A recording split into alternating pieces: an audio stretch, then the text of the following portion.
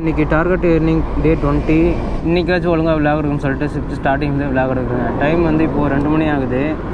Time போன மாதிரியே தெரில. 4 ஆர்டர் முடிச்சிட்டேன். நேற்று விளாக் எடுத்தேன். விளாகே சொதப்பலாக போயிடுச்சிங்க. அதனால் இன்றைக்கி உருப்படியாக விளாக் எடுப்போம்னு சொல்லிட்டு காலையிலேருந்து விளாக் எடுக்கிறேன். 3 hours later. டைம் வந்து 6 ஆகுதுங்க. 7 மணி நேரம் ஒர்க் பண்ணிட்டேன். வெறும் 350 ரூபா தான் வந்திருக்கு. 11 ட்ரிப்பு முடிஞ்சிச்சுங்க. இன்னும் 1 ஹவருக்கு ஆர்டரே போட மாட்டான். அதனால் வந்து இடத்துல உட்காந்துட்டேன். A few minutes later. இன்றைக்கி விடியெல்லாம் 4 மணி வரைக்கும் இருந்தாலும் பரவாயில்லைங்க. 2வது இன்சென்டிவ் முடிக்காமல் போகக்கூடாது வீட்டுக்கு. 3 hours later. ஸ்கோர் டைம் வந்து இப்போது 10 ஆகுதுங்க. ஒரு லாங் ஆர்டர் ஒன்று போட்டிருக்கான் 140 ரூபா. அதான் கொடுக்க போயிட்டுருக்கேன்.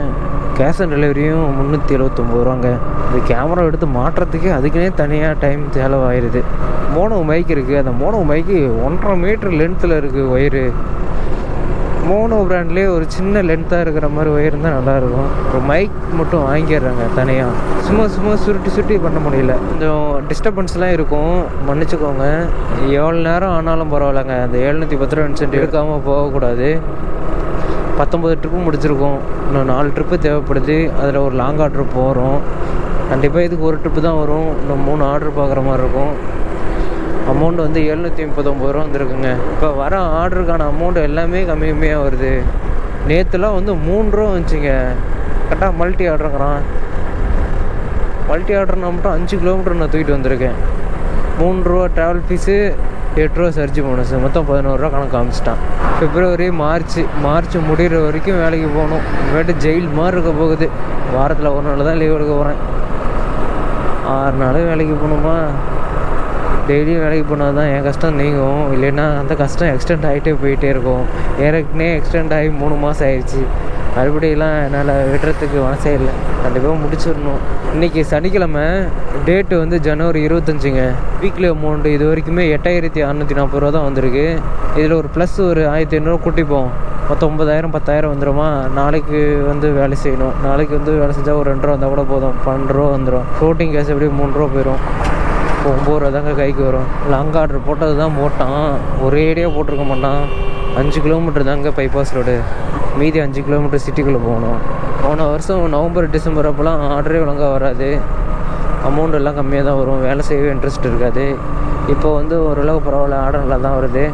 டைமிங்கும் கொஞ்சம் மேனேஜ் பண்ண கற்றுக்கிட்டோங்க. 11 மணிக்கு வரோமா, 3 மணி வரைக்கும் வேலை செய்கிறோமா, அப்படியே மெயின்டைன் பண்ணிட்டுருக்கேன். அந்த லீவ் மட்டும் கரெக்டாக போட்டு கற்றுக்கிட்டோன்னா இன்னும் கொஞ்சம் நல்லாயிருக்கும். உடம்பு அசரிக்கை இல்லாமல் இருக்கும். மாறி லீவ் எடுக்காமல் ஸ்டாண்டர்டாக லீவ் எடுக்கணும். புதன்கிழமைனா புதன்கிழமை, செவ்வாய்க்கிழமை, திங்கக்கிழமை மாறி போயிட்டேன்னா ரொம்ப வசதியாக போயிடும். மூக்கை பிடிச்சி ஓட்டினாலும் ஒரு வாரத்துக்கு 15,000 தான் வரும். அதில் பெட்ரோல் செலவு, சாப்பாடு செலவு அப்படின்ட்டு 5,000 போயிடும். மீதி 10,000 தான் ப்ராஃபிட்டில் நிற்கும். அதே மந்த்லியாக கால்குலேட் பண்ணோம்னா பிரேக்கெட்டை, அப்புறம் ஆயிலு நிறைய மாற்ற வேண்டியதாக இருக்குங்க. நான் இன்ஜின் சரி பண்ணி நவம்பரு, டிசம்பரு, ஜனவரி 2.5 மாதம் ஆகுது. நான் வந்து 8600 கிலோமீட்டர் ஓட்டிட்டேன். ஒவ்வொரு பைக்குக்கு ஒவ்வொரு வேலிட்டி இருக்கும். இந்த பைக்கிங் வந்து குறைஞ்சது ஒரு 25,000 கிலோமீட்டர் ஓட்டலாம்னு நினைக்கிறேன். பைக்கு நல்லா மெயின்டைன் பண்ணி வச்சுக்கிட்டோன்னா ஒரு 50,000 கிலோமீட்டர் வரும். நான் 1000 கிலோமீட்டர் ஒன்ஸ் தான் ஆயில் மாற்றிட்டே இருக்குங்க. ஏன்னா மறுபடியும் வந்து ரீபில்ட் பண்ண முடியாது. டைம் கம்மியாக இருக்குது. செலவு அதிகமாக வருதுங்க ரீபில்ட் பண்ணாவே. Few minutes later. இந்த ஆர்டரை வந்து டெலிவரி பண்ணிட்டேங்க. 144 ரூபா வந்துருக்குது. 3/4 மணி நேரம் எடுத்துருக்கேன் இந்த ஆர்டரை டெலிவரி பண்ணுறதுக்கு. 20 மினிட்ஸில் டெலிவரி பண்ணியிருந்துருக்கலாம். கஸ்டமர்கிட்டே இப்போ 15 மினிட்ஸ் லேட் ஆகிடுச்சிங்க. அவங்க ஆர்டர் பண்ணாங்களாம், பரோட்டாவுக்கு குருமா வரலையா. அப்புறம் என்ன பண்ணுறது, அம்போனா விட்டு போக முடியும். அவங்களும் இப்போ தான் புதுசாக ஆர்டர் பண்ணியிருப்பாங்க போல். நான் கஸ்டமர்கிட்ட கம்ப்ளைண்ட் பண்ணேன், இது மாதிரி குருமா வருமா. ஒவ்வொரு ரெஸ்டாரண்ட்டில் வந்து குருமா தனியாக வரும், ஒவ்வொரு ரெஸ்டாரண்ட்டில் குருமா அவங்களே கொடுத்துருவாங்க. அதுக்கு தான் செக்கப்பு தான் கால் பண்ணேன். அந்த கஸ்டமர் கேர் ரொம்பவே டைம் ஆகிட்டான். அப்புறம் லாஸ்ட்டாக குருமா வந்து அந்த புரோட்டோடையே சேர்ந்து தான் வருமாங்க.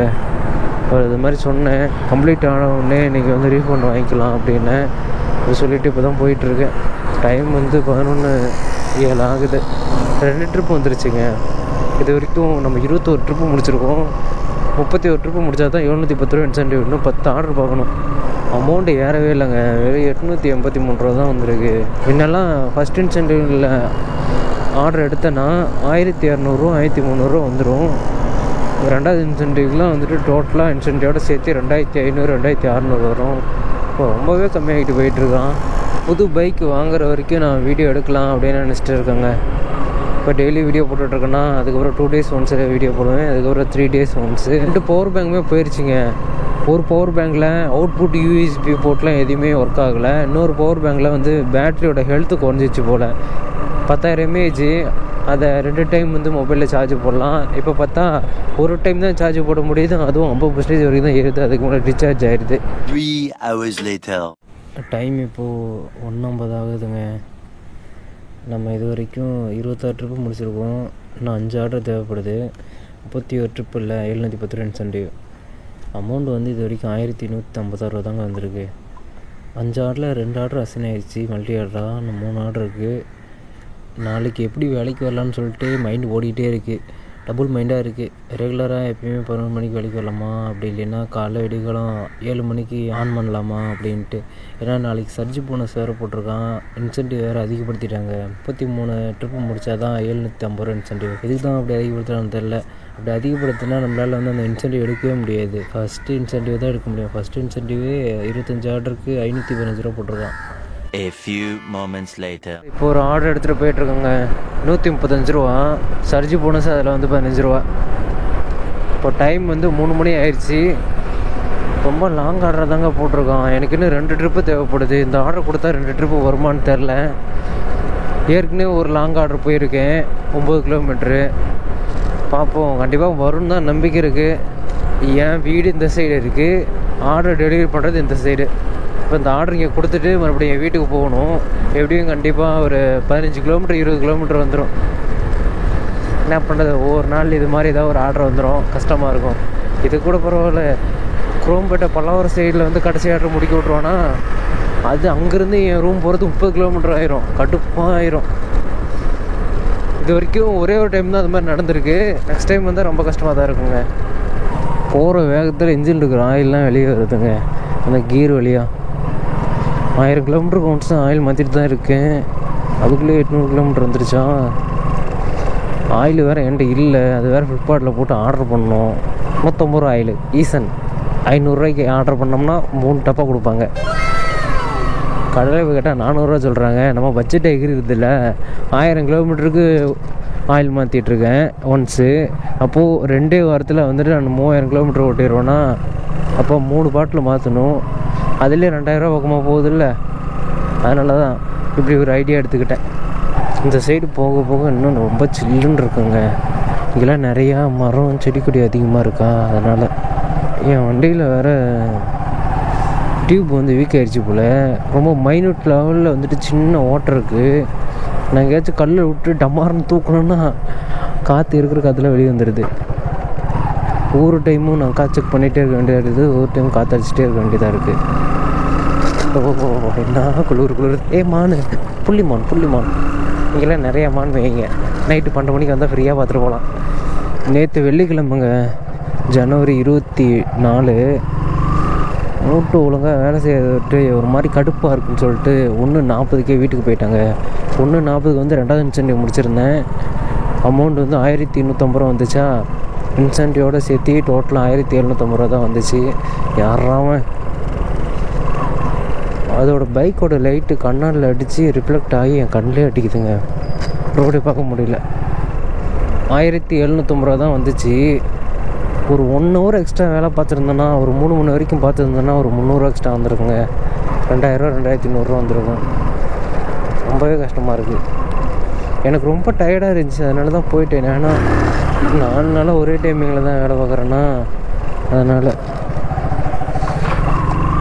நல்லா போய் தூங்கினேன். இன்றைக்கி எழுந்திரிச்சு வந்தேன்னா டைம் போகிறதே தெரியல. 6 மணி வரைக்கும் டைம் போகிறதே தெரியல. எத்தனை ஆர்டர் முடிச்சதுன்னு தெரியல. அவன் பாட்டுக்கு ஆர்டர் போடான், நான் பாட்டுக்கு டெலிவரி பண்ணிட்டே இருக்கேன். A few moments later. Night டைமில் அந்த ரோட்டில் வரும்போது அவ்வளோ அழகாக இருக்குங்க வண்டி ஓட்டவே. நம்ம வந்து பிரேக்கை பிடிக்கவே தேவையில்ல. நம்ம மட்டும் சும்மா வண்டியை லைட்டாக ஆட்டி அடிச்சா போதும். பாருங்களேன், ஐயோ ஆப்போசிட்டில் வண்டி வருதா, காரு தான் வருது, ஒன்றும் பிரச்சனை இல்லை. நான் கூட லாரி தான் வருதுன்னு நினச்சிட்டேன். செம்ம ரோடுங்க. ஆனால் இது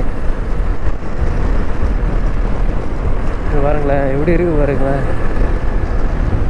பைக்கில் டயர் இன்னும் கொஞ்சம் பெருசாக இருந்தால் நல்லா வளைச்சி போகலாம். கஸ்டமருக்கு கால் பண்ணி கீழே வர சொன்னேன். அவங்க வந்து அப்பார்ட்மெண்ட் இல்லை, வில்லா தான் அப்படின்னு சொல்லி சொன்னாங்க. நம்ம ஊர்லாம் வந்து வில்லேஜை வந்து வில்லேஜ்னு தான் சொல்லுவோம்.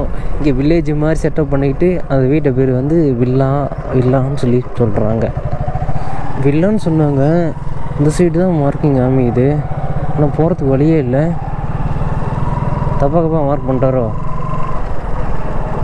நைட் டைமில் வேறு சுற்ற விட்ற போதுங்க. இங்கே தான் இருக்காரோ?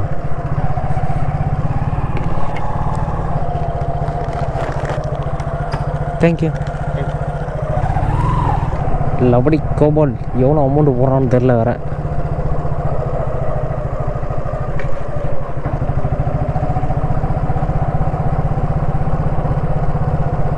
ரெண்டு ட்ரிப்பு முடிஞ்சுன்னா நல்லாயிருக்கும். இல்லைன்னா அந்த ஒரு ட்ரிப்புக்காக மறுபடியும் தாம்பரம் போகணும். 135 அதே அமௌண்ட் தான் வந்துடுது. ஒரு ரூபா கூட வேஸ்ட் ஆகலை. 2வது இன்சென்டிவ் முடிஞ்சிச்சுங்க, கம்ப்ளீட் ஆகிடுச்சு. 31.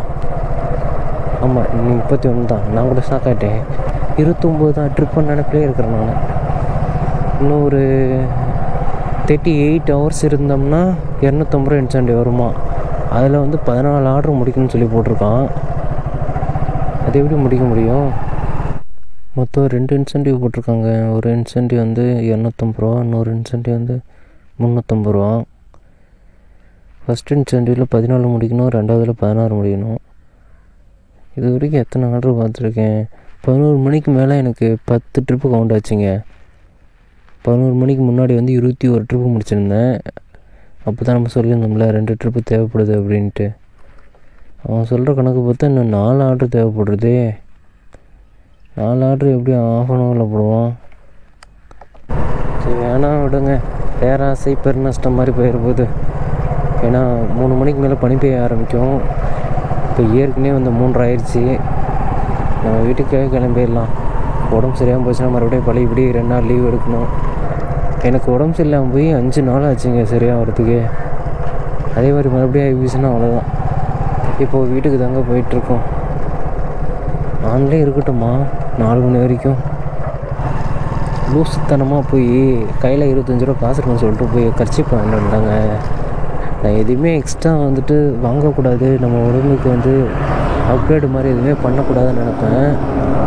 பார்த்தா அதை போய் வாங்கிட்டு வந்துருக்குறேன். யாரான்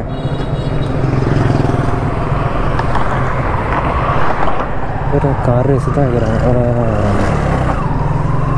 அந்த கர்ச்சீப்பு வாங்கி பேக்கில் போட்டு வச்சுருக்கேன், எதுக்குமே யூஸ் இல்லாத மாதிரி. இப்போ மனசு கஷ்டமாக இருக்கும் அந்த கர்ச்சீப்பை வந்து வேஸ்ட்டாக கீழே தூக்கி போடக்கூடாது அப்படின்ட்டு. ஏன்னா அது யூஸே பண்ணல. அதனால் இந்த 25 ரூபா போட்டு வாங்கின பொருளை பார்த்து பத்திரமா வச்சுருக்கணும். அடுத்து எப்போ நம்ம உடம்பு சரியில்லாமல் போகுதோ அப்போ தான் அந்த கர்ச்சீப்பை எடுத்து யூஸ் பண்ணிக்கணும். என்ன ஒரு கஞ்சத்தனம், என்ன ஒரு ஒவ்வொரு டைம் என்ன நினச்சா எனக்கே கோவம் வரும். ஏன்னா இதுக்கெல்லாம் போய் செலவு பண்ணிகிட்டு இருக்கிற சை அப்படின்ட்டு. விடியகாலம் வேறு பனி வேறு பெய்யுது, ரொம்ப குளிருது. இங்கே வேறு மரம் அதிகமாக இருக்குங்க. வண்டி ஓட்டவே முடியல. அவ்வளோவா இவன் நாங்கள் ஆர்டர் கொண்டு வந்து இங்கே போட்டு விட்டானே. என் வீட்டு பக்கத்தில் போட்டு விட்டாச்சு, நான் பாட்டுக்கு ஜாலியாக கொடுத்து நான் வீட்டுக்கு போயிடுவேன். இப்போ வீட்டுக்கு போகணும். டைம் வந்து 3 ஆகுது. பனி பெய்யறதுக்குள்ளே டக்குன்னு வீட்டுக்கு போய் ஆகணும். Few minutes later. பாலத்து மேலே ஏறுறது மட்டும் கரெக்டாக ஏறினாங்க. தவறி போனோம்னா மறுபடியும் சுற்றிட்டு மறுபடியும் வரணும். இந்த பணம் தான் நினைக்கிறேன். எந்த பணமும் தெரியலையே. இதாக தான் இருக்கும். 2 பணம் மேலே போகுதா, கன்ஃபியூஷன் ஆயிடுது. இந்த மாடி